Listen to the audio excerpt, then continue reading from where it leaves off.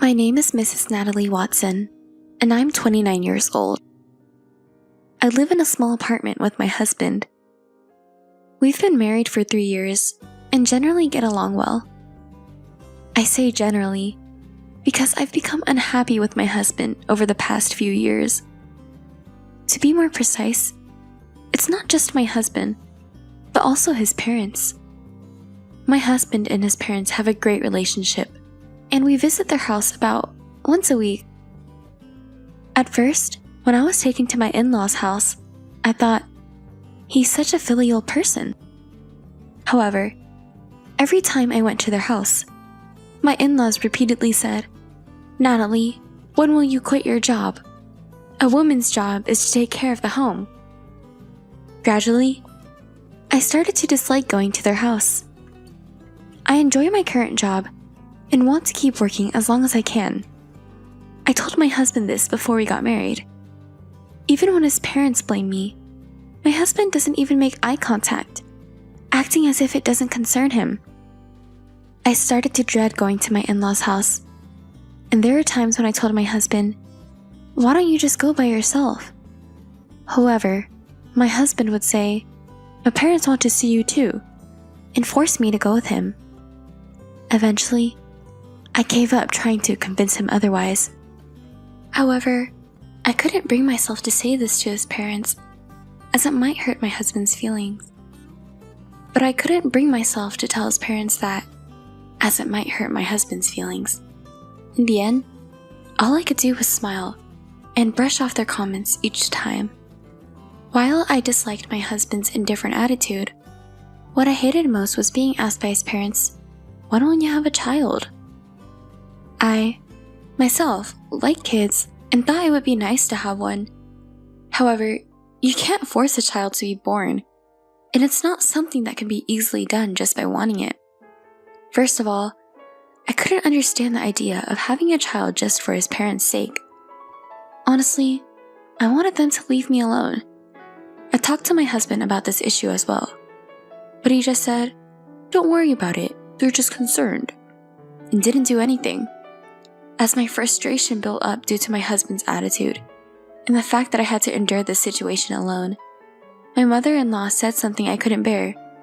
She asked, "Are you infertile since you still haven't had a child?"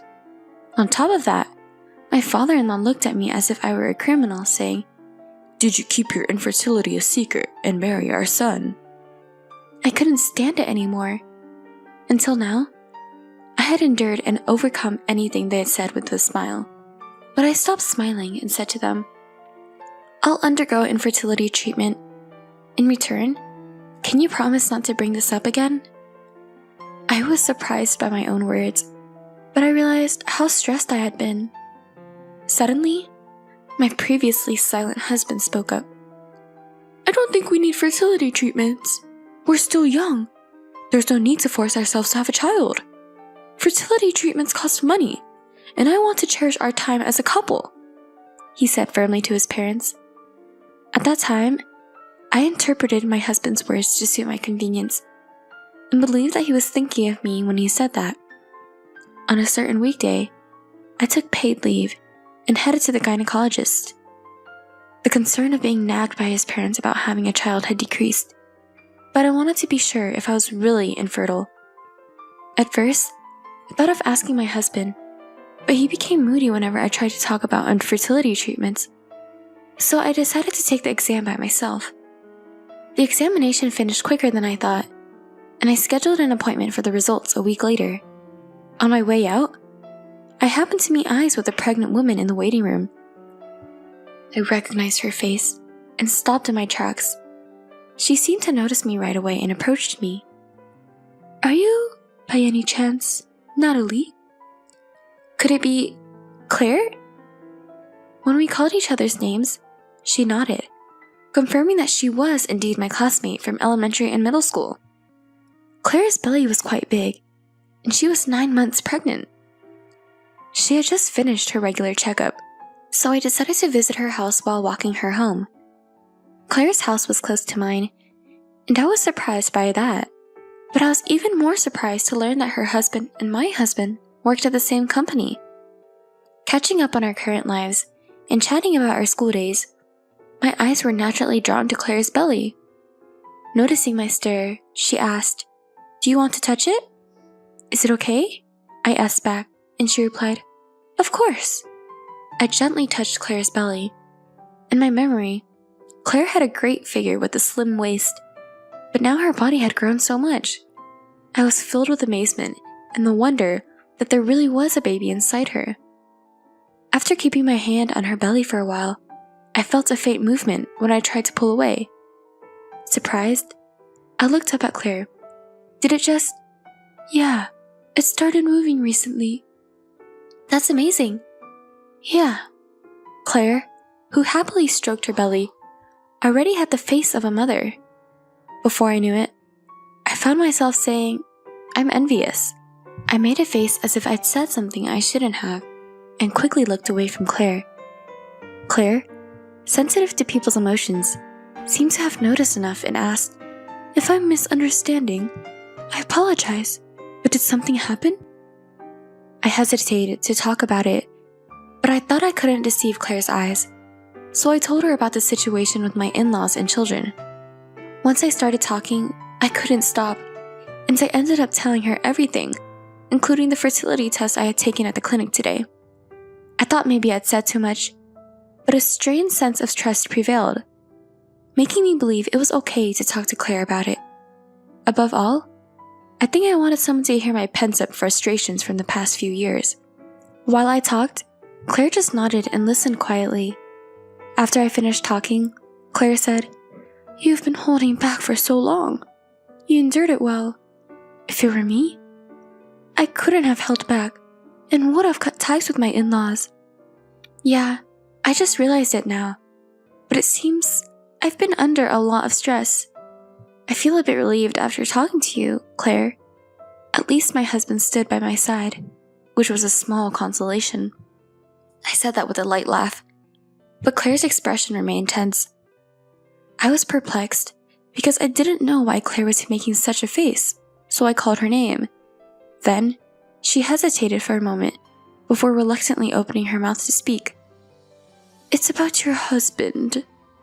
Anyway, it might be better not to tell him about the test for now," Claire said with hesitation. "Huh?" I blinked at Claire's unexpected words. Curious about why Claire said those words, I asked her directly. Then, Claire started to tell me something astonishing. I couldn't digest what she said, and I somehow made it home with unsteady steps.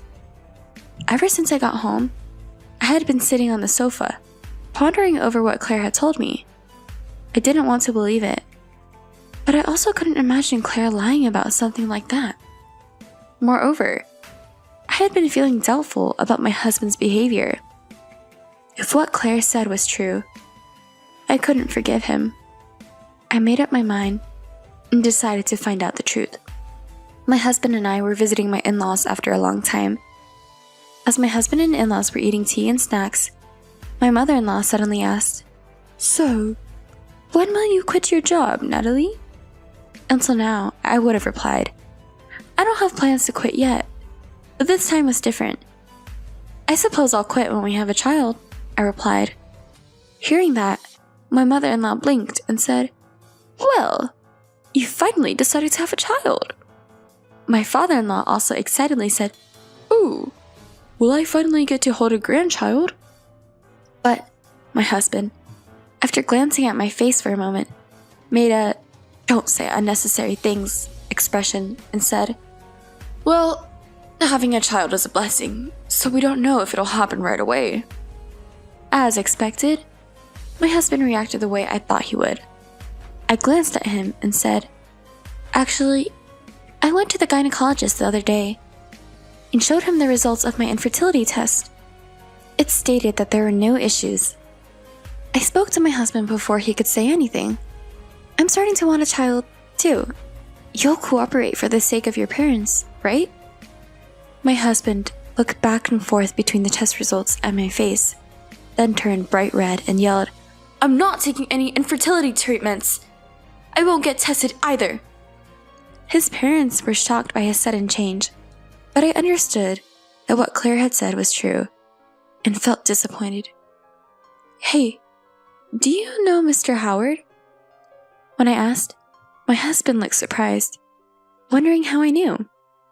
I decided to tell him without waiting for his response. "His wife is my friend. Apparently, you've been saying things at work like, 'My wife is a defective product who can't have children due to infertility. She's abandoned being a woman and only focuses on work. And I'm so pitiful to have married such a wife.'" As I looked at him with a cold gaze I had never directed at him before, his mouth trembled and he became defensive. "So what if it's true? Who else would want someone like you?" Watching my furious husband, I felt my feelings for him cooling down. Rather, I started to wonder what I ever saw in a man like this. Calmly, I pointed at the test results on the table and said, "I just proved there's no problem with me, right?" While my husband stayed silent, I brought up something that had been bothering me in the back of my mind. "Could it be that you're the one with issues? Is that why you've been stubbornly refusing infertility treatments and testing?" That's when my mother-in-law, who had been silent, chimed in. "There's no way that's true. There's no way there's a problem with my son. If there's a problem, it's with you."